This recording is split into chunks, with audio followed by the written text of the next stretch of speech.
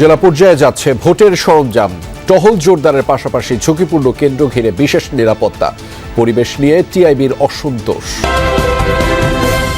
জিয়াউল হাসানের বিরুদ্ধে গুমের মামলায় সাক্ষ্য দিলেন সাবেক সেনাপ্রধান ইকবাল করিম।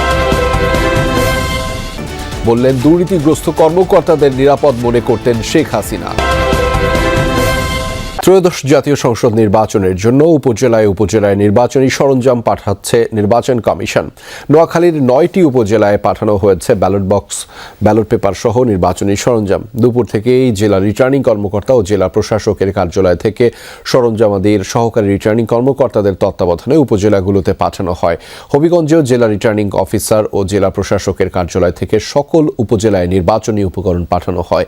নির্বাচনের আগের দিন 11 ফেব্রুয়ারি সহকারী রিটার্নিং অফিসারের কার্যালয় থেকে প্রিজাইডিং অফিসারের মাধ্যমে জেলার 4টি আসনে 647টি ভোট কেন্দ্রে সব উপকরণ পাঠানো হবে বলে জানিয়েছে সংশ্লিষ্টরা।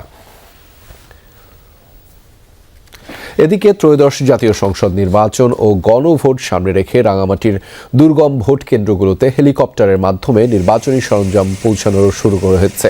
সকাল থেকে বিমান বাহিনীর হেলিকপ্টার যোগে রাঙামাটির 4 উপজেলার দুর্গম 20টি ভোট কেন্দ্রে ব্যালট বক্স, ব্যালট পেপার সহ অন্যান্য নির্বাচনী সরঞ্জাম পাঠানো হয়েছে। আইনশৃঙ্খলা বাহিনীর সদস্য এবং দায়িত্বপ্রাপ্ত কর্মকর্তাদেরও সেখানে পৌঁছে দেওয়া হচ্ছে। এসব কেন্দ্রে ভোটার রয়েছেন 33,543 জন। এর আগে শনিবার বরকল উপজেলার 2টি, জুরাইছড়ি উপজেলার 2টি এবং বিলাইছড়ি উপজেলার 1টি ভোট কেন্দ্রে সরঞ্জাম ও দায়িত্বপ্রাপ্তদের পৌঁছে দেওয়া হয়। নির্বাচনে কোথাও কারচুপির শঙ্কা নেই, তবে তেমন পরিস্থিতি দেখা গেলে সাথে সাথে ব্যবস্থা নেওয়া হবে। রংপুরে আইনশৃঙ্খলা বিষয়ক সভা শেষে এই কথা জানিয়েছেন স্বরাষ্ট্র উপদেষ্টা জাহাঙ্গীর আলম চৌধুরী। এদিকে ভোট অবাধ, সুষ্ঠু, নিরপেক্ষ ও শান্তিপূর্ণ করতে আজ থেকে মাঠে নেমেছে আইনশৃঙ্খলা বাহিনী। সক্রিয় থাকবে 14 ফেব্রুয়ারি পর্যন্ত। ঝুঁকিপূর্ণ কেন্দ্রগুলোয় গুরুত্ব দিয়ে নেওয়া হচ্ছে বিশেষ নিরাপত্তা ব্যবস্থা। যৌথ বাহিনীর নির্বাচনী মহড়া নির্বাহী ম্যাজিস্ট্রেটের নেতৃত্বে অংশ নেয় সেনাবাহিনীর পাশাপাশি পুলিশ, বিজিবি, র্যাব, আনসার সহ অন্যরা। নির্বাচনে নিরাপত্তা নিশ্চিতে কিভাবে পেট্রোলিং করা হবে তারই নমুনা দেখানো হয় বহরে। নির্বাচন কমিশন থেকে জানানো হয় 8 থেকে 14 ফেব্রুয়ারি পর্যন্ত মাঠে থাকবেন 1051 জন নির্বাহী ম্যাজিস্ট্রেট। মূলত মোবাইল কোর্ট পরিচালনার জন্য তাদের দায়িত্ব দেওয়া হচ্ছে। এবারের নির্বাচনে নির্বাহী ম্যাজিস্ট্রেটদের পাশাপাশি কাজ করবেন 1,49,443 জন পুলিশ, 7,700 জন র্যাব, সেনাবাহিনীর 1 লাখ সদস্য। তাদের সাথে থাকবেন নৌবাহিনীর 5,000, বিমান বাহিনীর 3,730, বিজিবির 36,453 জন, কোস্টগার্ডের 2,585 জন, এছাড়া ফায়ার সার্ভিসের 13,390 জন, আর সবচেয়ে বেশি সদস্য আনসার ও ভিডিপির। তাদের সংখ্যা 5,76,314 জন। নির্বাচনে সহিংসতার কোনো গোয়েন্দা তথ্য নেই বলে জানিয়েছে আইনশৃঙ্খলা বাহিনী। এরপরও নিরাপত্তা নিশ্চিতে নেওয়া হয়েছে বিশেষ পরিকল্পনা। ভোটারদেরকে বলবো যে আপনারা নির্বিঘ্নে কোনো ধরনের শঙ্কা ছাড়া ভোট কেন্দ্রে আসতে পারবেন। কোনো ধরনের সমস্যা নেই। এখানে পুলিশ থাকবেন, পর্যাপ্ত পরিমাণ পুলিশ থাকবেন প্রত্যেকটা কেন্দ্রেতে। তারপরে আর্মি থাকবেন পর্যাপ্ত পরিমাণে। এদিকে ঢাকা মহানগরীর 15টি সংসদীয় আসনের 2131টি ভোট কেন্দ্র রয়েছে। এর মধ্যে গুরুত্বপূর্ণ হিসেবে চিহ্নিত করা হয়েছে 1614টিকে, যা মোট কেন্দ্রের প্রায় 76%। আর ঝুঁকি বিবেচনা করেই নেওয়া হয়েছে ব্যবস্থা, বলছে পুলিশ। যে পেট্রোল টিমগুলো আছে সেগুলো মাঠে কাজ করছে এবং পেট্রোল টিমের বাইরে বিভিন্ন স্থানে চেকপোস্ট পরিচালনা করা হচ্ছে।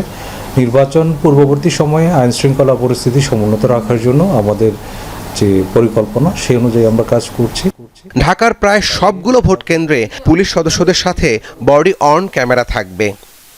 দুপুরে রংপুর বিভাগীয় কমিশনারের কার্যালয়ে সংসদ নির্বাচন ও গণভোট নিয়ে মতবিনিময় সভা করেন স্বরাষ্ট্র উপদেষ্টা। পরে সাংবাদিকদের জানান, নির্বাচনে কোথাও কোনো ধরনের কারচুপি বা অনিয়মের অভিযোগ পাওয়া গেলে তাৎক্ষণিক ব্যবস্থা নেওয়া হবে।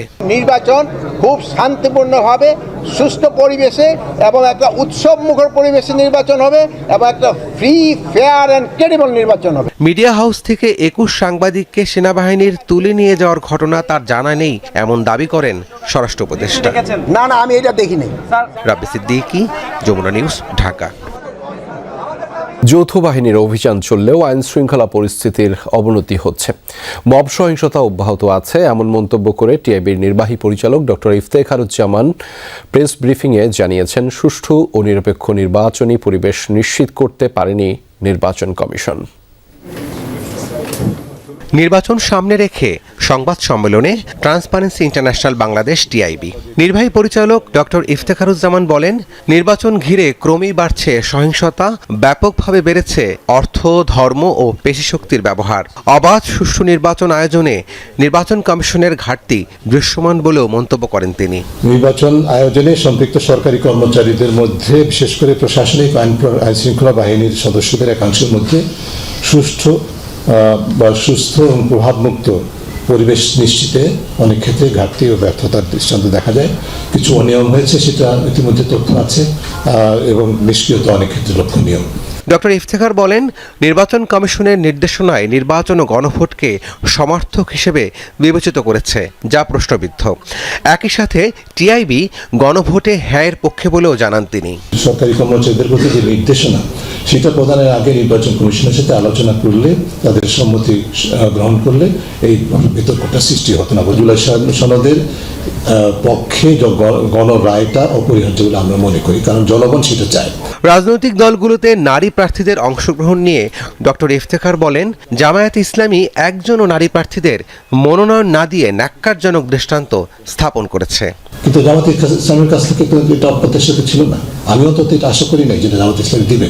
রাব্বি সিদ্দিকী, যমুনা নিউজ, ঢাকা। আমাদের আহ্বানে এসেছে, সে কারণে ধন্যবাদ। ত্রয়োদশ জাতীয় সংসদ নির্বাচন উপলক্ষে জাতির উদ্দেশ্যে ভাষণ দিচ্ছেন জাতীয় নাগরিক পার্টির আহ্বায়ক নাহিদ ইসলাম। আমরা সরাসরি যুক্ত হচ্ছি সেই ভাষণে।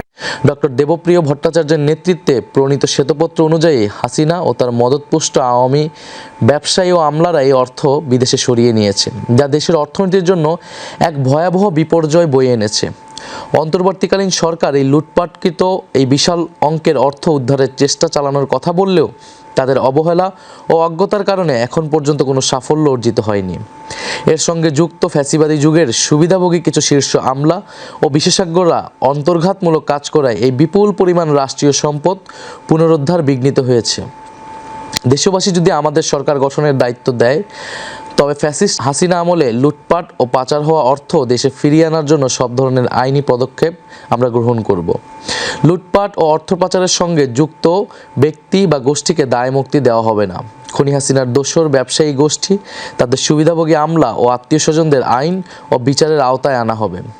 বিদেশে পাচারকৃত এদের যে অর্থ ইতিমধ্যে শনাক্ত হয়েছে, তা বাংলাদেশের কর বিভাগের কাছে সংশ্লিষ্ট ব্যক্তিদের দেওয়ার হিসাব অন্তর্ভুক্ত করে জরিমানা সহ ট্যাক্স বসিয়ে দেশে থাকা তাদের সমুদয় সম্পদ বাজেয়াপ্ত করা হবে। একই সঙ্গে চিহ্নিত লুটপাটকারীদের জাতীয় শত্রু ঘোষণা করে এদের সম্পদও বাজেয়াপ্ত করে একটি পাবলিক ট্রাস্টের মালিকানায় নিয়ে নেওয়া হবে। আন্তর্জাতিক মানসম্পন্ন পেশাজীবীদের নিয়োগ দিয়ে দক্ষ ও স্বচ্ছ ম্যানেজমেন্ট কাঠামোর মাধ্যমে নবগঠিত এই সংস্থাটি পরিচালনা করা হবে। আমাদের লক্ষ্য খুবই স্পষ্ট, ঘুষ, দুর্নীতি ও রাষ্ট্রীয় সম্পদ লুটপাটের সংস্কৃতির অবসান ঘটিয়ে অর্থনৈতিক বৈষম্য বিলোপের মাধ্যমে